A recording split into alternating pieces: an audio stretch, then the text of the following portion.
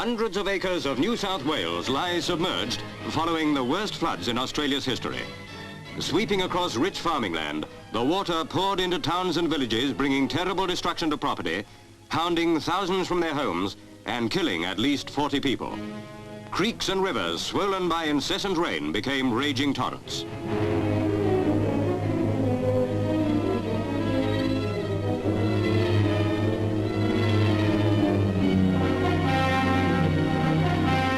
Nearly all communications are cut, and full details of the tragedy are still unknown.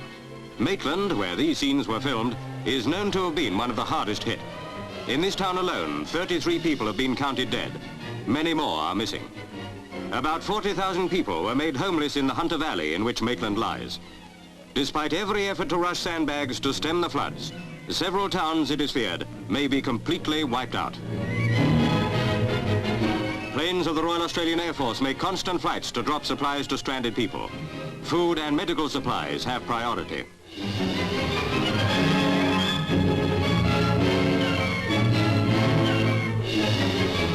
Whenever possible, troops or police seize the dropped bundles and rush them to a relief depot to ensure fair distribution.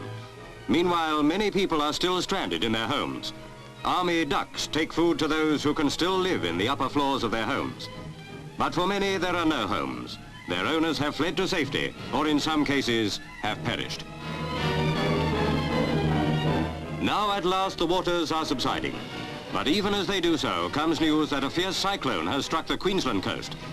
If weather experts are correct, it should pass by the already devastated areas in New South Wales.